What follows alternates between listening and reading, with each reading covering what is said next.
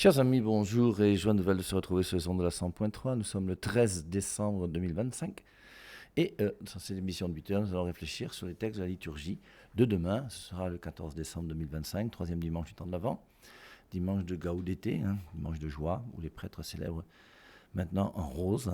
Il y a une tenue rose pour dimanche de Gaudete et dimanche de l'Étaré, qui sont deux dimanches qui sont célébrés pendant le temps de l'Avent et le temps du Carême. Alors, nous sommes dans la préparation à Noël, bien sûr.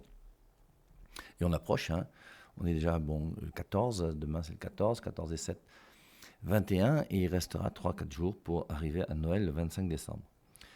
Alors, les questions pour savoir est-ce que Jésus-Christ est né le 25 décembre ou pas, c'est tellement banal que vraiment ça ne m'intéresse pas du tout. Je ne sais même pas si on en parlera. Si vous avez des questions, on pourra essayer de voir, mais l'important, c'est de se rappeler que Jésus-Christ, ben oui, il est venu. Il est venu.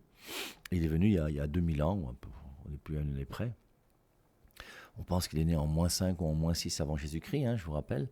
Et le fait important maintenant, c'est qu'il soit venu, alors que ce soit en -4, en -2, en +2, tout ça on s'en fout, ça c'est vraiment des querelles complètement inutiles pour gens qui n'ont pas grand-chose dans la ciboule.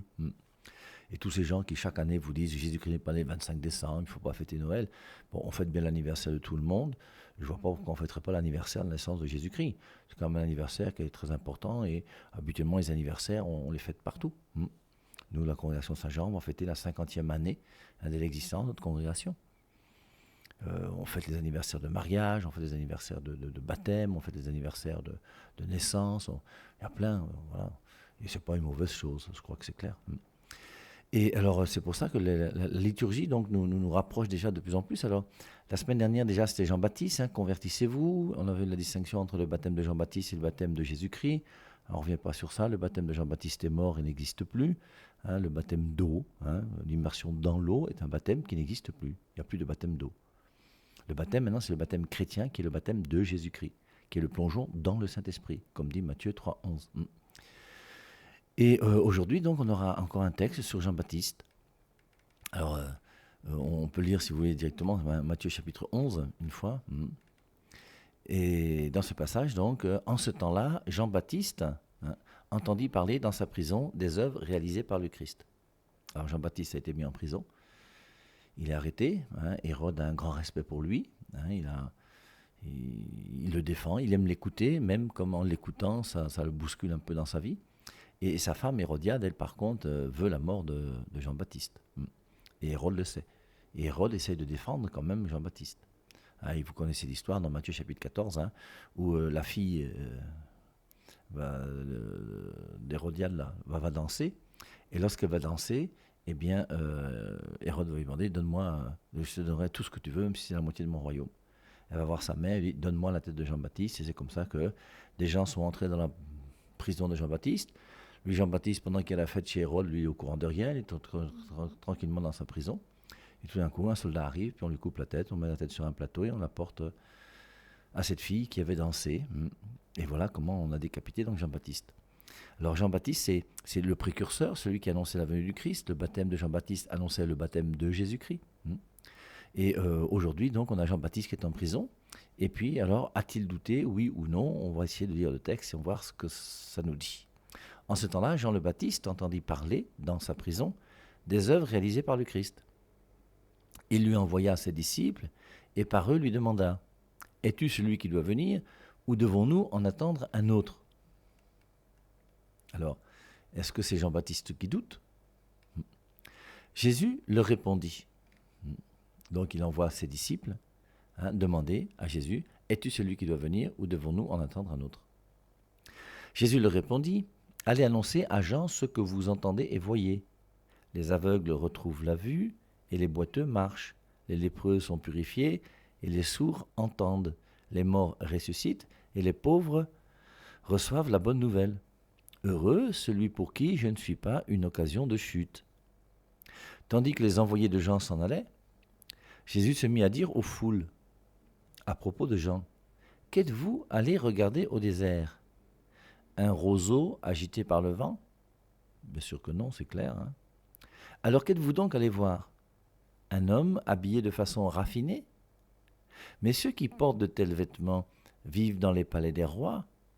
Alors, qu'êtes-vous allé voir? Un prophète? Oui, je vous le dis, et bien plus qu'un prophète. C'est de lui qu'il est écrit: Voici que j'envoie mon messager en avant de toi pour préparer le chemin devant toi. Amen, je vous le dis, parmi ceux qui sont nés d'une femme, personne ne s'est levé de plus grand que Jean le Baptiste. Et cependant, le plus petit dans le royaume des cieux est plus grand que lui. Alors, la grande question qu'on se pose, c'est est-ce que Jean-Baptiste a douté? Ou est-ce que Jean-Baptiste a envoyé ses disciples auprès de Jésus-Christ pour qu'ils puissent comprendre que lui, Jean-Baptiste, a sa mission et que Jésus-Christ a aussi sa mission et que Jésus-Christ est plus grand que lui? C'est ce qu'il a dit. Hein. Il a dit plusieurs fois qu'il n'est pas digne de délier la courroie de la sandale des chaussures de Jésus. Il faut que moi je diminue et que lui grandisse. Ce sont les paroles de Jean-Baptiste. Hein. Je vous lis dans Jean chapitre 1, à partir du verset 29. Le lendemain, Jean voit Jésus qui vient à lui et il dit: Voici l'agneau de Dieu, celui qui enlève le péché du monde. Jean-Baptiste a quand même une foi qui est solide.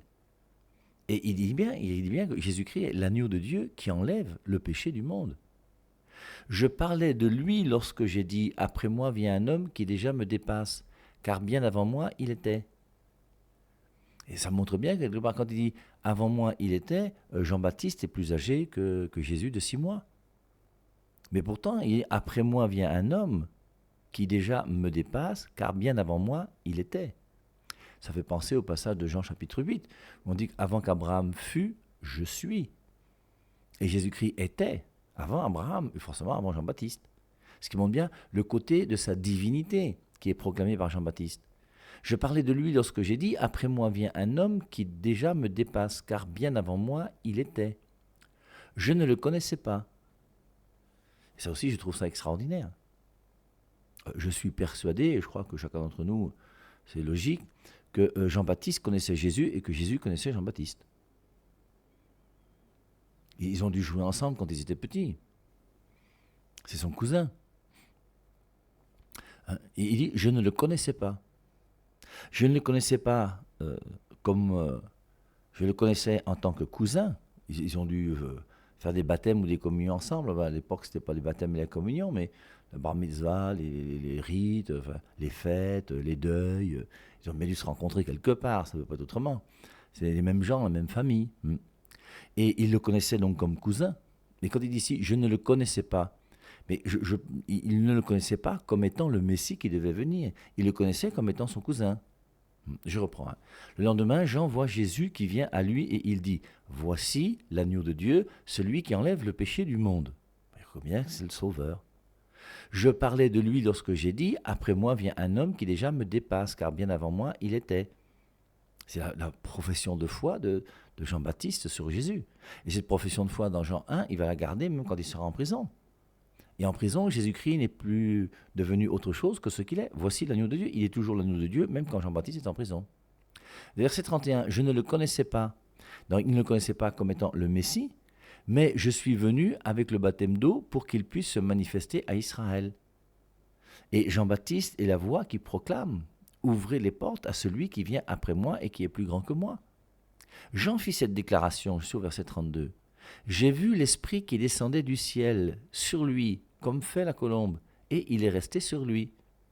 Toujours dans Jean chapitre 1, verset 32. Verset 33, je ne le connaissais pas. Il insiste. Deuxième fois, je ne le connaissais pas, mais celui qui m'a envoyé pour baptiser avec de l'eau m'a dit. Forcément, nous pensons que c'est Dieu. Je ne le connaissais pas, mais celui qui m'a envoyé pour baptiser avec de l'eau m'a dit: Celui sur qui tu verras que l'Esprit descend et reste, c'est lui qui baptise dans l'Esprit Saint. Cela, je l'ai vu, et je peux déclarer que c'est lui le Fils de Dieu. C'est quand même une profession de foi qui est très belle de la part de Jean-Baptiste. Alors maintenant, on le retrouve en prison. Alors maintenant qu'il est en prison, qu'est-ce qui se passe? Il doute ou il ne doute pas? Et il y a deux possibilités, hein. Vous avez des interprétations différentes. Des gens qui vous disent carrément que oui, il a douté parce que Jésus-Christ est venu pour délivrer les captifs, ouvrir les yeux des aveugles, etc., et libérer ceux qui sont en prison. Or, lui, il est en prison. Et tu dis que c'est toi le Messie qui doit venir, et tu es venu pour libérer les prisonniers. Et moi, je suis en prison. Je risque même peut-être de mourir. Et tu fais quoi alors? Alors, est-ce qu'il a douté ou est-ce qu'il a voulu envoyer ses disciples auprès de Jésus-Christ pour qu'ils puissent le connaître personnellement et savoir que c'est lui, Jésus, qu'il faut suivre? Même si Jean-Baptiste est quand même une grande figure, hein, je vous rappelle là, le dernier verset, parmi ceux qui sont nés d'une femme, personne ne s'est levé de plus grand que Jean le Baptiste. Et si on prend ce verset comme ça, ce verset est faux. Alors je dis ça pour choquer un peu les gens, mais pour vous faire comprendre qu'on ne peut pas être bête de la Bible. Il faut lutter contre la bêtise de la Bible. Et aujourd'hui, je crois que plein de gens sont bornés et bêtes à cause de la Bible. Puisque tu as lu dans un verset biblique, tu sais que c'est dans la Bible, or comme la Bible est inspirée par Dieu, tu es sûr que c'est la vérité. Et tu oublies que tu peux mal interpréter un verset biblique. C'est pour ça que c'est important d'être intelligent quand on lit la Bible. Et lire la Bible vraiment avec son intelligence. Parmi ceux qui sont nés d'une femme, personne ne s'est levé de plus grand que Jean le Baptiste. C'est vrai ou c'est faux? C'est une question que je vous pose. Hein. Et forcément, puisque c'est dans la Bible, on va dire que c'est vrai, mais en même temps, c'est pas vrai. Puisque, qui dit, parmi ceux qui sont nés d'une femme, personne ne s'est levé de plus grand que Jean le Baptiste? Qui dit ça? Jésus. Et Jésus-Christ, lui, il est né de quoi? D'une femme. Et est-ce que Jésus-Christ n'est pas plus grand que Jean-Baptiste? Alors, est-ce que Jésus-Christ a menti? Non, forcément, il n'a pas menti. Et c'est pour ça que c'est important de bien lire le texte dans son contexte et de continuer avec le verset qui suit. Parmi ceux qui sont nés d'une femme, personne ne s'est levé de plus grand que Jean le Baptiste. Jusqu'à ce moment-là, c'est faux, puisque Jésus-Christ lui-même est né d'une femme et il est plus grand que Jean-Baptiste. Mais, juste après, qu'est-ce qu'il écrit? Cependant, le plus petit dans le royaume des cieux est plus grand que lui. Le plus petit dans le royaume des cieux, c'est le plus petit de la nouvelle alliance, est plus grand que Jean-Baptiste. Et Jésus-Christ fait bien partie de la nouvelle alliance, et en ce sens-là, il est plus grand que Jean-Baptiste. Comme moi-même qui suis là, je suis plus grand que Jean-Baptiste. Et nous tous qui avons reçu la grâce de Dieu, nous ne sommes plus grands que Jean-Baptiste. C'est pour ça que c'est important de bien comprendre. Parmi ceux qui sont nés d'une femme, personne ne s'est levé de plus grand que Jean le Baptiste. Si tu t'arrêtes là, c'est pas juste. Il faut continuer. Et cependant, le plus petit dans le royaume des cieux est plus grand que lui. Alors, c'est pareil avec d'autres versets, on ne va pas revenir sur ça, mais 1 Timothée 2,5. Il y a un seul médiateur entre Dieu et les hommes. Si tu t'arrêtes là, c'est faux. Il n'y a pas un seul médiateur entre Dieu et les hommes. La preuve, c'est que moi-même qui suis, vous m'écoutez, je suis médiateur entre Dieu et vous. La Bible que tu lis est médiatrice entre Dieu et toi.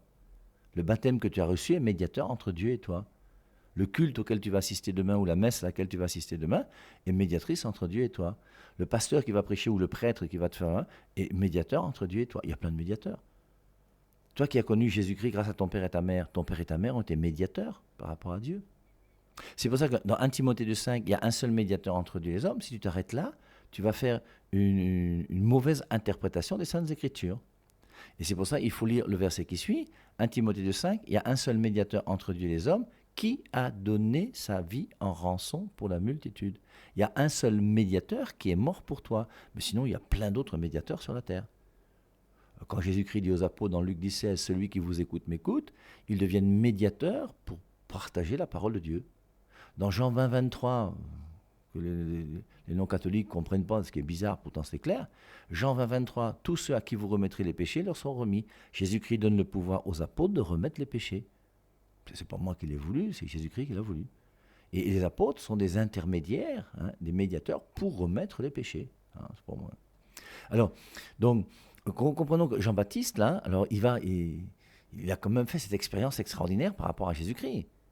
Il a entendu la voix du Père qui a dit « Celui-ci est mon fils bien-aimé, écoutez-le ». Donc, le jour du baptême de Jésus-Christ, lorsque Jésus-Christ va recevoir le baptême de Jean-Baptiste, qui n'est pas le baptême chrétien, c'est pas parce que Jésus-Christ a été baptisé dans l'eau qu'on doit être baptisé dans l'eau. C'est vraiment un raisonnement qui est plutôt étroit d'esprit et très faible. Nous devons recevoir le véritable baptême qui est le baptême chrétien, et pas le baptême de Jean-Baptiste qui n'existe plus, comme je vous le disais au début. Et donc, mais cette expérience de Jean-Baptiste, il a quand même rencontré son cousin, qu'il ne connaissait pas comme étant le Messie, et c'est sur lui que la colombe est descendue. C'est pour lui que la voix du Père s'est fait entendre. Et la voix du Père qui se fait entendre, c'est quand même quelque chose, un événement qui te touche. Et forcément, Jean-Baptiste, il sait que c'est son cousin qui est le Messie qui doit venir. Il était venu, après moi vient un homme qui déjà me dépasse, car bien avant moi il était. Et il a compris sa mission, il a compris que sa mission était pour qui? Pour conduire les gens à l'agneau de Dieu qui enlève le péché du monde. Alors, donc il envoie ses disciples rencontrer Jésus-Christ. Hein. Je reprends. En ce temps-là, Jean le Baptiste entendit parler dans sa prison des œuvres réalisées par le Christ. Les œuvres du Christ, il a fait beaucoup de miracles. Hein. Il lui envoya ses disciples et par eux lui demanda « Es-tu celui qui doit venir ou devons-nous en entendre un autre ?» Et c'est toujours Jean-Baptiste qui conduit les gens à Jésus-Christ. Et il conduit ses disciples auprès de Jésus-Christ. Alors Jésus-Christ leur répond « Allez annoncer à Jean ce que vous entendez et voyez. Les aveugles retrouvent la vue et les boiteux marchent, les lépreux sont purifiés, les sourds entendent, les morts ressuscitent et les pauvres reçoivent la bonne nouvelle. » Donc Jésus-Christ fait bien sa mission. Donc Jean-Baptiste peut se réconforter, il n'y a pas de souci, oui, c'est bien moi, je suis là, tout va bien. Heureux celui pour qui je ne suis pas une occasion de chute. Tandis que les envoyés de Jean s'en allaient, Jésus se mit à dire aux foules à propos de Jean, « Qu'êtes-vous allés regarder au désert, un roseau agité par le vent ? Alors qu'êtes-vous donc allés voir, un homme habillé de façon raffinée ? Mais ceux qui portent de tels vêtements vivent dans les palais des rois. Alors qu'êtes-vous allés voir, un prophète ? Oui, je vous le dis, et bien plus qu'un prophète, c'est de lui qu'il est écrit, « Voici que j'envoie mon messager en avant de toi pour préparer le chemin devant toi. » Amen, je vous le dis, parmi ceux qui sont nés d'une femme, personne ne s'est levé de plus grand que Jean-Baptiste. Et cependant, le plus petit dans le royaume des cieux est plus grand que lui. Alors, ce qui est curieux encore, c'est que ce texte n'a rien à voir avec Noël. Nous sommes là au début de la vie apostolique de Jésus-Christ, dans Jean 1, quand Jésus-Christ va recevoir le baptême de Jean-Baptiste. Et après, dans Matthieu chapitre 11, on est déjà avec Jean-Baptiste qui est en prison. Et Jésus-Christ est né depuis déjà très longtemps. Mais c'est pour nous faire comprendre, vous voyez, que cette naissance de Jésus-Christ qui vient à Bethléem, c'est pour que nous puissions nous convertir. C'est pour que nous puissions reconnaître dans l'enfant Jésus qui va naître, celui qui, les aveugles retrouvent la vue, les boiteux marchent, celui qui fait des miracles, celui qui est le Fils de Dieu, celui qui est Dieu, celui qui est le Sauveur. Prenons la première lecture, tirée de Isaïe au chapitre 35. Le désert et la terre de la soif, qu'ils se réjouissent. Le désert, c'est sec, hein, et la terre de la soif, qu'ils se réjouissent. Le pays aride, qu'il exulte et fleurisse comme la rose, qu'il se couvre de fleurs des champs, qu'il exulte et crie de joie. La gloire du Liban lui est donnée, la splendeur du Carmel et de Saron. On verra la gloire du Seigneur. C'est le bonheur. Le désert, réjouis-toi. Même vous les lieux arides, tout ce qui ne va pas là. Mais réjouissons-nous, il y a le salut qui nous est donné, il y a le véritable bonheur. On verra la gloire du Seigneur, la splendeur de notre Dieu. Il y a un passage aussi dans Isaïe, je ne sais plus si c'est le chapitre 66, où il dit « Ah, si tu descendais des cieux, et si tu venais sur terre. » Et on comprend. Les Juifs devaient dire « Oh Dieu, si tu pouvais venir sur terre. Dieu, si tu pouvais venir visiter les hommes. » Mais c'est ce qu'il a fait. Grâce à la Vierge Marie qui a dit oui à l'Annonciation, le Christ est venu sur terre, il a pris chair. Il a pris des yeux, un nez, une bouche, des dents. Il a marché, il a vécu comme nous, il s'est lavé, il se brossait les dents, je ne sais pas comment on faisait à l'époque, et tout le reste, et voilà. Il est venu partager notre condition humaine. On verra la gloire du Seigneur, la splendeur de notre Dieu. Fortifiez les mains défaillantes, affermissez les genoux qui fléchissent. Dites aux gens qui s'affolent, soyez forts, ne craignez pas. Voici votre Dieu. C'est la vengeance qui vient, la revanche de Dieu. Il vient lui-même et va vous sauver. Mais c'est quand même des textes qui sont très forts, qu'on oublie souvent, hein, malheureusement. On connaît bien tous Isaïe 7,14, qui dit « La Vierge concevra et enfantera un fils. Hein. On lui donnera le nom d'Emmanuel. Isaïe 9,5, « Un fils vous est né, hein. On l'appellera Dieu puissant. » Et ce texte, hein, « Soyez forts, ne craignez pas, voici votre Dieu. » Et voici, alors on va fêter son anniversaire de naissance dans quelques jours, mais il est déjà venu. Voici votre Dieu. C'est la vengeance qui vient, la revanche de Dieu. Alors, c'est vrai que nous tous, on aimerait bien que la justice de Dieu se réalise davantage sur la terre. On aimerait bien que lorsque quelqu'un se comporte mal, Dieu lui mette une claque ou une gifle. Imaginez un homme qui trompe sa femme, Dieu te met un petit coup, tu te retrouves avec un œil au beurre noir. Je sais pas, mais Dieu fait pas ça. Il nous laisse libre d'agir comme il veut, mais il est venu. Et forcément, en étant avec lui, nous savons que tous ceux qui sont contre nous, hein, sont foutus, parce que Jésus-Christ est mon ami. Il est là pour me défendre. Voici votre Dieu, c'est la vengeance qui vient, la revanche de Dieu. Il vient lui-même et va vous sauver. Et on annonce déjà ce qu'il va faire, ce qui est l'évangile d'aujourd'hui. Alors se dessilleront les yeux des aveugles et s'ouvriront les oreilles des sourds. Et on voit bien comment la première lecture est en lien direct avec l'évangile, où on voit Jésus-Christ qui dit « Allez dire à Jean-Baptiste que les aveugles voient, les sourds entendent, les muets parlent, etc. » Alors le boiteux bondira comme un cerf et la bouche du muet criera de joie. Ceux qu'a libéré le Seigneur reviennent, ils entrent dans Sion avec des cris de fête, couronnés de l'éternelle joie. Allégresse et joie les rejoindront, douleur et plainte s'enfuient. Et la deuxième lecture, dont tirée de l'épître de Jacques, chapitre 5. Frères, en attendant la venue du Seigneur, prenez patience. Alors là, forcément, la venue du Seigneur, ce n'est pas la venue à Bethléem. C'est le retour de Christ dans sa gloire. Et forcément, vous voyez, ces textes qui nous sont proposés pendant ce temps de l'Avent, ce n'est pas pour attendre le Messie qui va venir, c'est pour qu'on puisse se convertir parce qu'il est déjà là. Il est déjà venu. Et on se rappelle qu'il est venu. Et maintenant qu'il est venu, bien, il faut voir où est-ce que nous en sommes. Qu'est-ce que je fais? Et qu'est-ce que la venue du Christ sur la terre il y a 2000 ans a changé à ma vie, à moi, aujourd'hui? Frères, en attendant la venue du Seigneur, prenez patience. Il va revenir dans sa gloire pour juger les vivants et les morts. On parle de l'enlèvement dans 1 Thessaloniciens chapitre 4 à partir du verset 13. Et au moment où il reviendra dans sa gloire, c'est là où il y aura la résurrection de la chair. Parce que je vous rappelle que les âmes de ceux qui sont morts et qui sont allés voir Dieu, rappelez-vous Ecclésiaste chapitre 12, le verset 7, le corps retourne à la poussière d'où il vient et l'esprit retourne à Dieu qui l'a donné. Et une fois que je vais mourir, mon âme va se retrouver auprès de Dieu. Alors mon corps, lui, sera dans la tombe, les asticots vont s'en occuper, il n'y a pas de souci, et mon âme va aller voir Dieu. Et mon âme qui va voir Dieu, bien, quand j'aurai fait un petit temps de purgatoire, si c'est nécessaire, j'irai directement au paradis. Si j'ai commis un péché mortel, j'irai directement en enfer. Et les âmes de tous ceux qui sont morts aujourd'hui sont soit en enfer, soit au purgatoire, soit au paradis. Et ce sont des âmes qui n'ont pas de corps. Ils vont retrouver leur corps glorieux le jour où le Christ reviendra dans sa gloire pour juger les vivants et les morts. Et c'est pour ça, donc, dans le credo, on dit « Je crois à la résurrection de la chair ». La résurrection de la chair, c'est à la fin. C'est lorsque le Christ reviendra pour juger les vivants et les morts qu'il y aura la résurrection de la chair. Mais maintenant, il y a l'âme glorieuse auprès de Dieu pour ceux qui sont au paradis, dans le bonheur et la béatitude.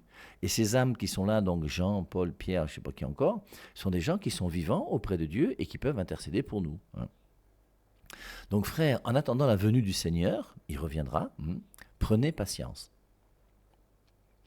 Vous voyez le cultivateur, il attend les fruits précieux de la terre avec patience, jusqu'à ce qu'il ait fait la récolte précoce et la récolte tardive.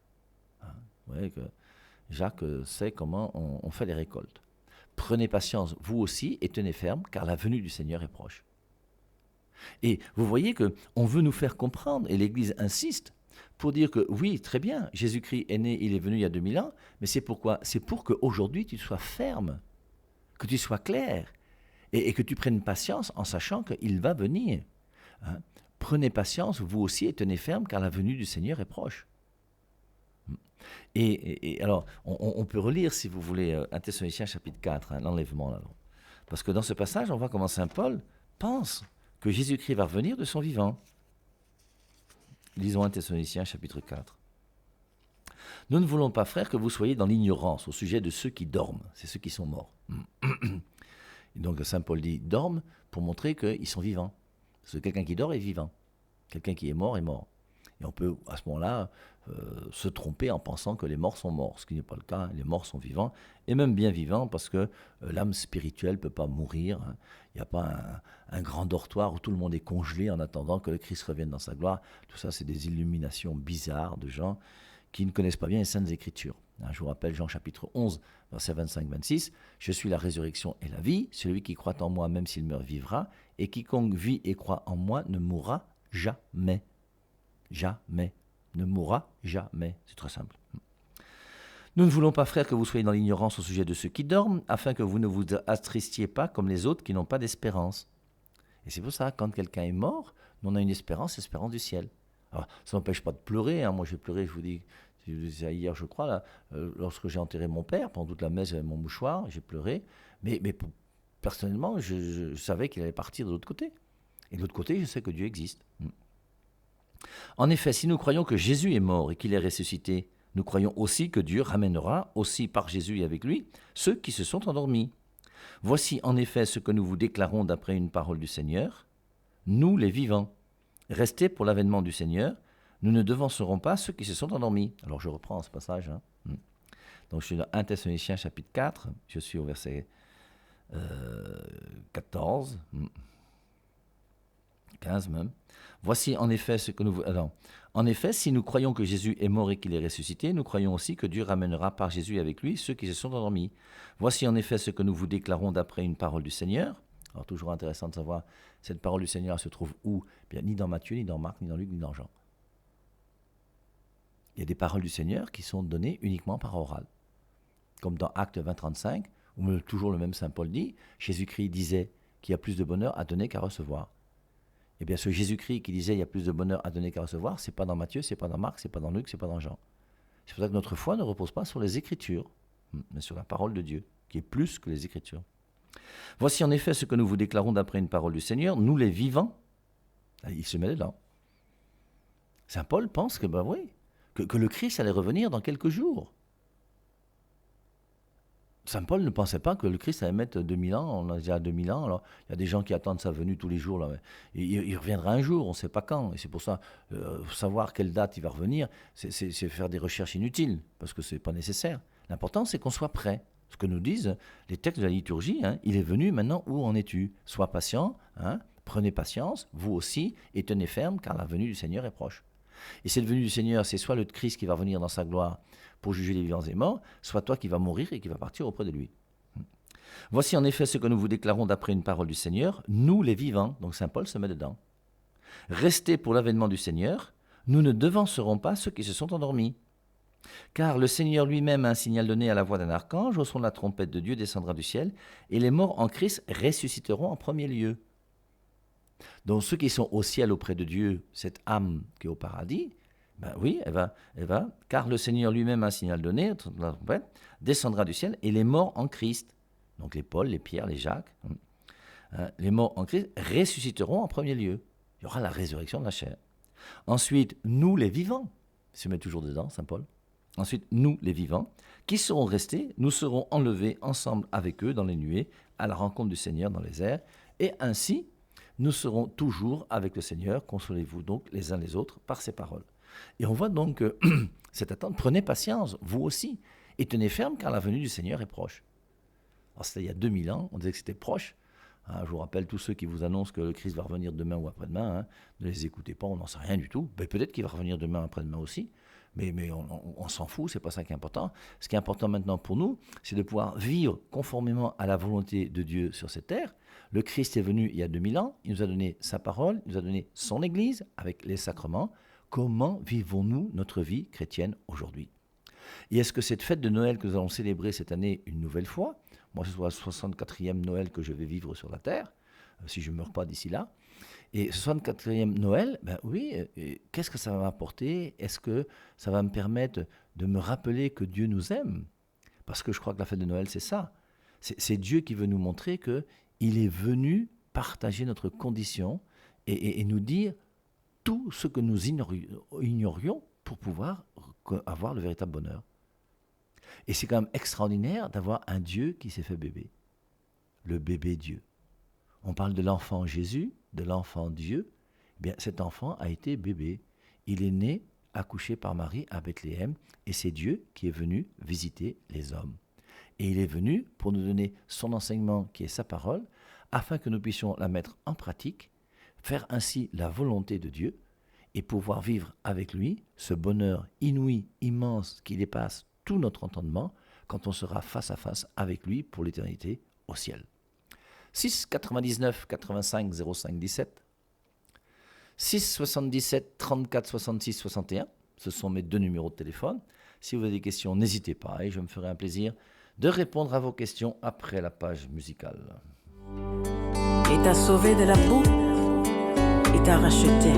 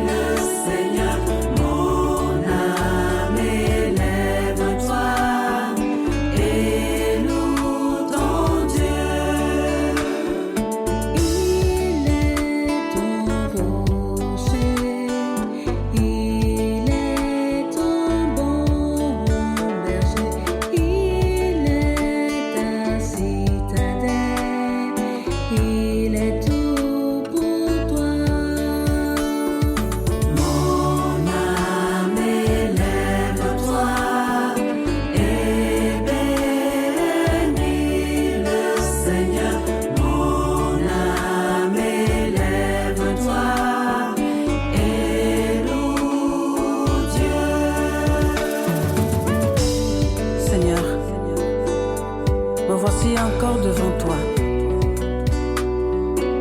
Je veux te dire merci car tu as fait du bien à mon âme. Et je voudrais que mon âme s'élève et te loue. Que mon âme te bénisse. Que mon âme t'exalte. Que mon âme crie. J'étais une pauvre pécheresse. Et tu m'as enlevé de l'esclavage du péché. Mon âme ne peut que te dire merci, Seigneur. Mon âme ne peut que te louer. Car sans toi, elle est née.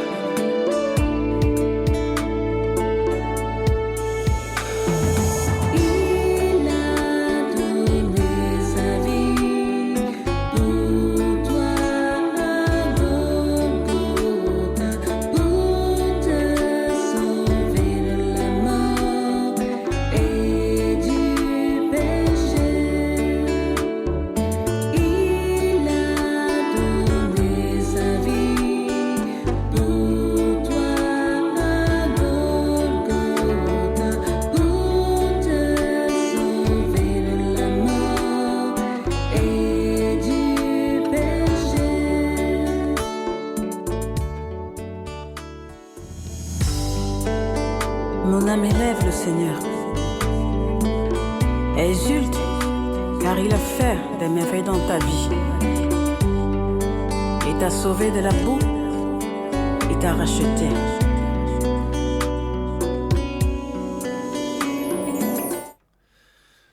Alors, allons-y avec la question. Bonjour, christianisme et judaïsme, quelle différence peut-on établir? C'est des différences, c'est énorme. Puisque on a vu déjà dans Matthieu 11 non, que Jean-Baptiste est le plus grand né d'une femme, mais le plus petit dans le royaume des cieux est plus grand que lui. Le plus petit dans le royaume des cieux, c'est le plus petit qui reçoit la grâce de Dieu, qui devient enfant de Dieu. Et pour devenir enfant de Dieu, au sens strict, il n'y a pas de nouvelle naissance dans l'Ancien Testament. Il n'y a pas de salut dans l'Ancien Testament. Les 10 commandements n'ont sauvé personne. Le salut est donné par Jésus-Christ et en Jésus-Christ. C'est pour ça que le bon larron, Luc 23, 43, lorsque Jésus-Christ meurt sur la croix, il ouvre les portes du paradis. Il est descendu dans les enfers. Et les enfers, c'est le lieu où étaient les gens de l'Ancien Testament qui ne pouvaient pas encore être au paradis parce que Jésus-Christ n'était pas encore mort sur la croix. Et maintenant qu'il est mort sur la croix, il a ouvert le paradis, le bon larron est parti. En vérité, je dis, aujourd'hui, tu seras avec moi au paradis. Et ensuite, il est allé chercher les Abraham, les Moïse et toute la clique. Et donc, dans le christianisme, il y a le salut qui est proposé en Jésus-Christ, grâce à sa mort sur la croix. Et sinon, donc, il y a dans l'Ancien Testament, bien, il y a la loi. Et puis cette loi qui ne sauve personne, puisqu'on n'est pas sauvé par... on n'est pas sauvé par, j'ai un petit problème, par les 10 commandements. On est sauvé par l'amour du Christ. C'est le salut en Jésus-Christ qui est donné aux hommes et que nous pouvons avoir grâce à la mort du Christ sur la croix. Donc, y a-t-il d'autres questions? Que pensez-vous des dons spirituels? L'apôtre Paul demande d'aspirer aux dons les meilleurs. Alors, si vous voulez, on peut relire même ce passage, c'est 1 Corinthiens chapitre 12. Et 1 Corinthiens chapitre 14, les deux grands chapitres sur les charismes. Et puis, ce qui est intéressant, c'est de voir que entre les deux, il y a 1 Corinthiens 13, et 1 Corinthiens 13, c'est l'hymne à la charité. D'ailleurs, c'est à la fin de 1 Corinthiens 12, je vous lis le dernier verset d'1 Corinthiens 12, qui est le verset 31, « Pourtant, vous devez ambitionner les charismes les plus élevés, et même, je voudrais vous montrer le chemin par excellence. » Et le chemin par excellence, ce n'est pas les charismes. Je reprends, après avoir cité les 9 manifestations de l'Esprit Saint qu'on appelle les charismes. Tous sont-ils apôtres, tous sont-ils prophètes, etc., etc. Pourtant, vous devez ambitionner les charismes les plus élevés. Ce n'est pas mauvais de vouloir avoir des charismes. Et même, je voudrais vous montrer le chemin par excellence. Et le chemin par excellence, c'est lequel? Je peux bien parler les langues des hommes et aussi celles des anges. Alors, la langue des anges, ça veut dire quoi? Est-ce que c'est... Si je n'ai pas l'amour, je suis comme la trompette ou la cymbale, du bruit et rien de plus. Et dans 1 Corinthiens 14, il va montrer comment le parler en langue est quelque chose qui n'est pas très intéressant. Et la prophétie est plus importante que le parler en langue. Le parler en langue, tu édifies personne. Et il dit même dans 1 Corinthiens chapitre 14, alors je vous lis le verset 26 et 27, parce que c'est important par rapport au charisme. Quelle est la conclusion, frères? Toutes les fois que vous vous réunissez, chacun peut intervenir avec un psaume, un enseignement, une révélation, un parler en langue, une interprétation de ce qui est dit en langue. Mais que tout soit constructif. Qu'on parle en langue, soit, mais pas plus de 2 ou 3. Regardez ce qu'on fait aujourd'hui chez les charismatiques catholiques et pentecôtistes. On désobéit à, cette parole de Dieu-là. Je reprends. Qu'on parle en langue, soit, mais pas plus de 2 ou 3, et avec un temps limité, et qu'il y ait un interprète. Si personne n'est là pour interpréter, que ces gens se taisent dans l'assemblée et gardent leur parler en langue pour eux-mêmes et pour Dieu. Voilà. Donc c'est pour ça. Après, c'est intéressant les charismes, n'hésitez pas. Alors 1 Corinthiens 12 et 14, on parle des charismes. 1 Corinthiens 13, on montre la voie par excellence. Si j'ai la foi jusqu'à transporter les montagnes, mais que je n'ai pas la charité, je ne suis rien. La foi seule n'est rien. La foi implique les œuvres. Mon père, pourquoi on ne baptise pas dans un cours d'eau comme le Jourdain, s'il vous plaît? Parce que ce n'est pas nécessaire. Jésus-Christ a été baptisé dans le Jourdain, lui, mais il a reçu le baptême qui est le baptême de Jean-Baptiste. Et le baptême de Jean-Baptiste n'est pas le baptême chrétien. Je vais vous lire un passage. Et vous allez me dire si cette personne dans ce passage a été baptisée dans un fleuve. Nous sommes dans Actes au chapitre 9. Alors, j'espère que ça vous dit quelque chose. Acte 9, c'est la conversion de Saint Paul. Ananias va venir en Romain. Alors, Acte chapitre 9. Ananias partit, et lorsqu'il fut arrivé dans la maison, il imposa les mains à Saul. Alors Saul était tombé, il est tombé aveugle, il est passé 3 jours sans manger ni boire. Il est dans une chambre, là, quelque part, dans la rue droite. Ananias partit, et lorsqu'il fut arrivé dans la maison, il imposa les mains à Saul et dit, Saul, mon frère, le Seigneur Jésus qui t'est apparu sur le chemin par lequel tu venais, m'a envoyé pour que tu retrouves la vue et que tu sois rempli d'Esprit Saint. Au même instant, il tomba de ses yeux comme des écailles et il recouvra la vue. Il se leva et fut baptisé. Il est dans une maison. Il est là, il est aveugle, il n'a pas mangé depuis 3 jours. Ananias arrive dans cette maison, il va lui imposer les mains, il va commencer à voir. Il se leva et il fut baptisé. Il n'a pas été baptisé par immersion totale dans un fleuve. Voilà. Et il n'y avait pas l'eau qui coulait, un jacuzzi et une piscine dans sa chambre. Donc je vous rappelle que le baptême de Jean-Baptiste est mort. Le baptême par immersion totale, c'est le baptême de Jean-Baptiste. Le baptême chrétien, moi je vous baptise dans l'eau, dit Jean-Baptiste, lui vous baptisera dans l'Esprit Saint. Et le baptême de Jésus-Christ, c'est d'abord le plongeon dans l'Esprit Saint. Donc c'est la conversion, c'est la nouvelle naissance. Et maintenant que je nais de nouveau, je vais recevoir le sacrement du baptême.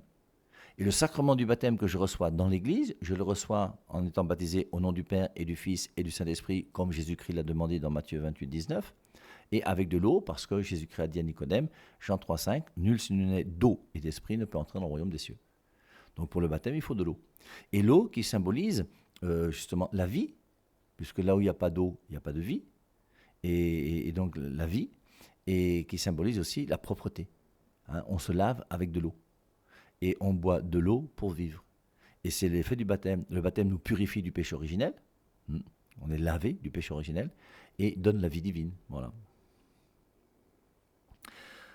Pourquoi notre Dieu qui connaît tout n'a pas empêché sa souffrance sur la terre? Parce qu'il ne pouvait pas nous sauver autrement qu'en souffrant. Pourquoi? Première épître de Jean, chapitre 3, verset 8, le Christ est venu pour détruire les œuvres du diable. Et l'œuvre du diable, c'est quoi? C'est la mort et c'est la souffrance. Et Jésus-Christ doit assumer la mort et la souffrance. C'est pour ça qu'il a pris la croix. Et c'est à travers la mort et la souffrance maintenant que nous continuons à souffrir, nous continuons à mourir. Mais il y a la mort et la souffrance a une nouvelle signification pour nous les chrétiens. Et c'est pour ça que le mystère de la co-rédemption est quelque chose de capital dans la foi chrétienne. Refuser la co-rédemption, c'est tuer quelque chose du mystère central de notre foi chrétienne. La co-rédemption, ça veut dire que ma souffrance, qui est la victoire du démon sur le plan de Dieu, la souffrance et la mort, cette souffrance et cette mort, je les vis aujourd'hui, et grâce au mystère du Christ, ma souffrance et ma mort ont une dimension nouvelle. Et c'est pour ça qu'il faut que j'unisse ma souffrance et ma mort à celle de Jésus-Christ pour en être victorieux. C'est pour ça que le mystère de la co-rédemption hein, et c'est important, c'est Colossiens 24, « Je me réjouis des souffrances que j'endure pour vous, et j'achève en ma chair ce qui manque aux souffrances de Christ pour son corps qui est l'Église. » C'est bien le mystère de la co-rédemption, la victoire, hein, sur la souffrance. Quelle est la différence entre la Bible et la parole de Dieu? La Bible, c'est un livre qui est né en l'an 400. La Biblette, c'est un livre qui est né en 1826. Dans la Biblette, c'est 66 livres. Dans la vraie Bible, parce qu'il faut bien préciser, depuis l'an 400, c'est 73 livres. Et la Bible n'est qu'une partie de la parole de Dieu qui a été mise par écrit. Et cette Bible, si elle est mal interprétée, elle n'est plus parole de Dieu. C'est pour ça que la Bible peut très bien ne pas être parole de Dieu. La Bible est un livre matériellement qui est inspiré par Dieu, mais si la Bible est mal comprise, elle n'est plus parole de Dieu. Quelqu'un qui vous enseigne que Jésus-Christ a des frères et des sœurs, vous enseigne quelque chose qui n'est pas la parole de Dieu. Quand quelqu'un vous dit que seule la foi sauve à partir de la Bible, il vous enseigne du mensonge. Quand quelqu'un vous dit que vous ne pouvez pas perdre le salut, c'est du mensonge. À partir de la Bible, on a une doctrine qui devient une fausse doctrine, qui n'est plus la doctrine de Jésus-Christ. Et c'est pour ça que c'est terrible aujourd'hui de voir le nombre de prédicateurs et de pasteurs qui se croient intelligents, qui à partir de la Bible disent le contraire de ce que Jésus-Christ a enseigné. Quand quelqu'un vous dit qu'un homme ne peut pas remettre les péchés, tu lis Jean chapitre 20 verset 23, je crois que c'est clair. Jésus-Christ dit aux apôtres, « Tous ceux à qui vous remettrez les péchés, ils leur seront remis. » Bon, Jésus-Christ a menti. Ceux qui vous enseignent aujourd'hui que l'Eucharistie, le pain que le prêtre utilise à la messe et qui devient le corps du Christ, hein, l'Eucharistie, la messe, c'est pas le corps du Christ, mais Jésus-Christ a dit, « Ceci est mon corps. » Il a dit, « Faites ceci en mémoire de moi. » Mais c'est écrit noir sur blanc, moi j'y peux rien, même si tu fais CM2, tu comprends. Mais maintenant il y a des intellos bizarres qui lisent la Bible d'une manière tordue, et à partir de la Bible, qui ne vous donnent plus la parole de Dieu. C'est pour ça que la parole de Dieu se trouve premièrement dans l'Église, l'Église que le Christ a voulu. Et la vraie question que doit se poser un chrétien, c'est est-ce que je suis dans l'Église fondée par Jésus-Christ? Et moi, Père Hervé Marie, je suis dans l'Église fondée par Jésus-Christ. Qui a fondé l'Église catholique? C'est Jésus. Qui a fondé les protestants? Martin Luther, etc., etc. Alors, vous avez aussi toutes ces distinctions entre Bible et parole de Dieu sur ma chaîne YouTube, hein, que je vous recommande comme d'habitude, hein, où il y a beaucoup de vidéos là-bas. Heureux ceux qui croient sans avoir vu, pensez-vous que cela soit encore valable dans un monde plein de malhonnêteté et de tromperie? Mais bien sûr. Mais ça, c'est par rapport à la foi. C'est pas heureux ceux qui croient sans avoir vu. Toi, tu vas pas commencer à croire n'importe quoi. On te dit que Jésus-Christ était un chimpanzé et qu'il a fait des enfants avec une guenon. Tu ne vas pas croire, bien sûr, tu ne vas pas croire ça. Mais lorsque tout ce que Jésus-Christ a fait sur cette terre, ben oui, on verra dans le catéchisme de l'Église catholique que la foi, c'est l'adhésion de l'homme à Dieu. C'est une adhésion, j'adhère à tout ce que Jésus-Christ a dit. Et quand Jésus-Christ a dit quelque chose, j'y crois. L'ange lui a dit, il régnera pour toujours sur la maison de David. Marie a cru. Et quand elle a vu son fils mourir sur la croix, ben, elle savait qu'il allait régner pour toujours sur la maison de David, parce que la parole de Dieu est toujours vraie. Alors c'est surtout pour tous ceux qui cherchent des signes, non? Vous voyez, ces gens qui vont dans les lieux d'apparition ou prennent des photos du soleil pour voir s'ils vont voir le nez de la Vierge Marie ou ses cheveux ou je sais pas quoi, moi. Tout ça, ce sont des signes ridicules. Heureux ceux qui croient sans voir. Mais on ne peut croire que grâce à la parole de Dieu. Pourquoi voulez-vous que Joseph, qui a voulu répudier sa femme parce qu'elle était enceinte, ne puisse pas la connaître toute une vie? C'est pas moi qui le veux, c'est le fait, c'est ce qui s'est passé, moi j'y peux rien. Saint Jean, le disciple de Jésus, savait que les frères et sœurs de Jésus, c'était pas ses frères. Tous les apôtres savaient que Jésus-Christ était le fils unique de Marie. Alors, maintenant, comment est-ce qu'il vivait avec Joseph? On n'en sait rien, mais ils savent que Joseph et Marie n'ont jamais eu d'enfant. C'est clair. Mais tous les gens de l'époque du Christ le savaient. C'est aujourd'hui maintenant quelques intellectuels qui vont prendre des passages bibliques et qui vont essayer de faire une fausse interprétation de la Bible une fois de plus pour donner une fausse parole de Dieu. Mais maintenant, on y réfléchira, je pense, puisque la semaine prochaine, on aura le passage de Matthieu chapitre 1, verset 18-25. On voit Joseph qui veut répudier Marie. Et on va essayer de comprendre ce texte. Et lorsque l'ange dit à Marie à l'Annonciation, « Tu vas être enceinte, tu enfanteras un fils », pourquoi Marie dit que c'est impossible? Si Marie avait l'intention d'avoir des enfants avec Joseph, elle n'aurait jamais dit à l'ange, c'est impossible. Relis le texte, là, médite. Et dans la traduction, je vous rappelle de Luc 1,26, Annonciation, Luc 1,28, c'est pas toi à qui une grâce a été faite. Ça, c'est une fausse traduction que nous devons dénoncer. La vraie traduction, c'est l'ange lui dit « Je te salue, pleine de grâce ». Pas toi à qui une grâce a été faite. Et ces mauvaises traductions-là, forcément, il faut demander à cet auteur pourquoi ils ont mal traduit ces versets, quel était leur intérêt. Notre Bible orthodoxe contient plus de livres. Ben oui, bon, est-ce qu'il y a un souci? Mais la Bible vient pas des orthodoxes, la Bible vient pas la Bible vient de l'Église. Et les orthodoxes qui disent qu'ils étaient orthodoxes, et pendant que nous on était catholiques, c'est en l'an 400 que la Bible est née. Et la Bible est née par qui? Par l'Église qui a discerné le nombre de livres de la Bible. Alors maintenant que vous ayez plus de livres, moins de livres, tout ce que vous voulez, il y a une seule Bible au monde, c'est celle qui a été discernée par l'Église que le Christ a voulu, l'Église que le Christ a fondée, l'Église qui est sainte et sans tache, l'Église qui est colonne et appui de la vérité, cette Église qui est là, qui est conduite par l'Esprit Saint, Concile, Acte 15-28, l'Esprit Saint et nous avons décidé que, c'est cette Église qui nous dit ce qu'est la Bible. Ce n'est pas les orthodoxes, ce n'est pas les protestants, c'est pas... Non. Et c'est pour ça qu'il y a une autorité que Dieu a voulu, il faut respecter les autorités. L'autorité que Jésus-Christ a voulu, c'est que ce soit Pierre qui soit le chef de l'Église. Pierre, tu es Pierre, sur cette pierre, je bâtirai mon Église. Et c'est pour ça que la vraie Bible, la seule et unique vraie Bible qui existe au monde, ne peut être que la Bible des catholiques qui a 73 livres. Ça, c'est clair.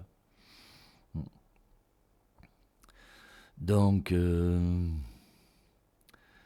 vous rappelle donc, apparemment, il n'y a plus de questions. Donc, moi, je serai donc, à 10h30 tout à l'heure chez les frères de Saint-Jean au Collège Vogt pour le groupe d'évangélisation. Ensuite, à midi, il y aura la messe. Et midi 30, je vais recevoir tous ceux et celles qui veulent me voir. Demain soir, 19h, on sera ensemble pour un temps de réponse aux questions, comme chaque dimanche soir à 19h. Et ce soir, à 19h, vous aurez aussi, avec Tata Laurence, un moment d'intercession et de prière sur les ondes de la 100.3. Alors ceux qui sont sur TikTok, vous pouvez vous connecter avec Zeno Radio pour écouter Tata Laurence. Zeno Radio, ou bien Facebook, YouTube. Mais là, on a un problème ce matin avec YouTube. Je vais appeler le technicien Claude pour voir ce qu'on peut faire. Et voilà, donc la vie continue, le week-end est là. Que Dieu nous bénisse pendant ce week-end et qu'il nous garde en bonne santé et surtout en bonne sainteté. Allez, bye bye à tous. Que mon âme t'exalte, que mon âme crie. J'étais une pauvre pécheresse et tu m'as enlevé de l'esclavage du péché. Mon âme ne peut que te dire merci, Seigneur. Mon âme ne peut que te louer, car sans toi, elle est née.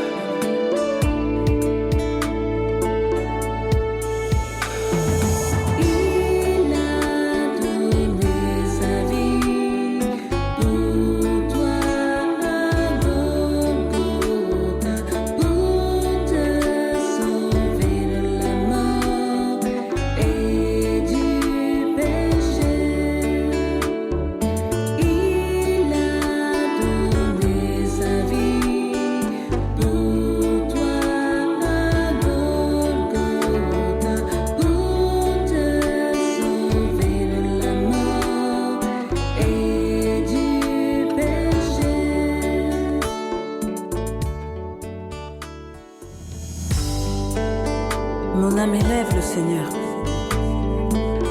exulte, car il a fait des merveilles dans ta vie. Il t'a sauvé de la boue, il t'a racheté.